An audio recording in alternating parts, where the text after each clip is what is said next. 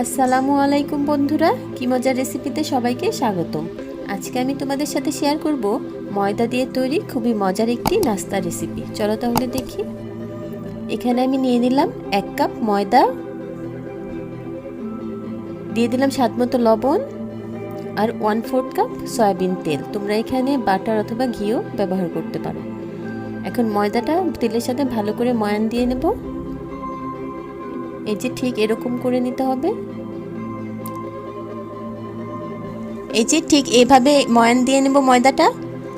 এখন একটু একটু নরমাল পানি দিয়ে আমি একটি ডো করে নেব। ডোটা বেশি শক্ত হবে না, আবার নরমও হবে না। এই যে এরকম একটা ডো হবে। এখন 15 মিনিট অথবা আধা ঘন্টার জন্য আমি ডোটা রেস্টে রাখবো। আধা ঘন্টা পরে ফিরে এলাম। এখন একটু একটু করে ডো নিয়ে আমি খুব পাতলা রুটি বেলে নেব। এই যে একটু ময়দা ছিটিয়ে এখন আমি খুব পাতলা করে একটি রুটি বেলে নেব। আর বন্ধুরা, আমার চ্যানেলটা যারা সাবস্ক্রাইব করেছো তাদেরকে অসংখ্য ধন্যবাদ। আর যারা এখনো সাবস্ক্রাইব করনি, যদি তোমাদের আমার ভিডিও ভালো লাগে, আমার রেসিপি ভালো লাগে, তাহলে প্লিজ সাবস্ক্রাইব করে দেবে। এই যে দেখো কত পাতলা একটা রুটি করেছি আর কত নরম, দেখেছো? দেখলেই বুঝতে পারবে। এই যে দেখো এক এক করে সবগুলো রুটি আমি বেলে নিলাম। এখানে আমি একটি কলা নিয়ে নিলাম। কলাটাকে খুব ভালো করে ম্যাশ করে নেব।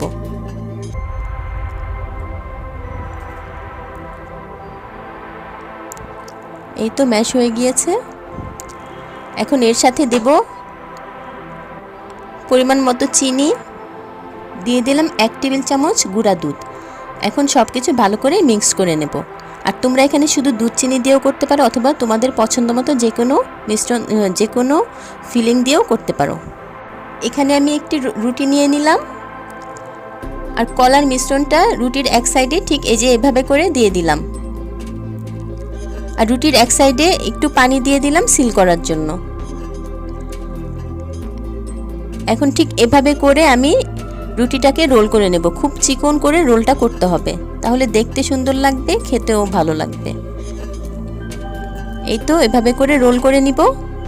রুটির সাইডে একটু পানি দিয়ে সিল করে নেব যাতে খুলে না যায়। এই যে এখন রোলের দুই পাশটা আমি সমান করে কেটে নেব সুন্দর লাগার জন্য।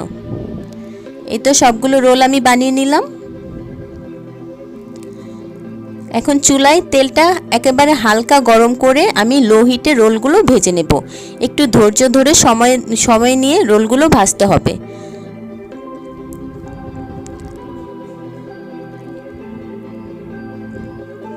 আর বন্ধুরা, তোমরা আমাকে অনেক সুন্দর সুন্দর কমেন্টস করো, তার জন্য তোমাদেরকে অসংখ্য অসংখ্য ধন্যবাদ। এই যে সবগুলো রোল আমি দিয়ে দিলাম। এখন লো হিটে আমি রোলগুলো উল্টে পাল্টে উপরটা মুচমুচে হয়ে আসা পর্যন্ত ভেজে নেব। একটু সময় নিয়েই ভাজতে হবে রোলগুলো। রোলগুলো হয়ে এসেছে আর অনেক ক্রিস্পি হয়ে গিয়েছে। এই যে দেখো কতটা সুন্দর হয়েছে, কালারটা অনেক সুন্দর হয়েছে। এখন আমি সবগুলো উঠিয়ে এই যে পরিবেশন করে নিচ্ছি। আমি সিরাপ দিয়ে রোলগুলো পরিবেশন করে নিচ্ছি। তোমরা তোমাদের পছন্দ মতো যে কোনো মিষ্টি সস দিয়ে পরিবেশন করে নিতে পারো। এই যে একটি ভেঙে দেখাচ্ছি, কত সুন্দর হয়েছে দেখো। আর রেসিপিটা কেমন লাগলো অবশ্যই কমেন্ট করে জানাবে। আজকের মতো খোদা হাফেজ, সবাইকে অনেক অনেক ধন্যবাদ।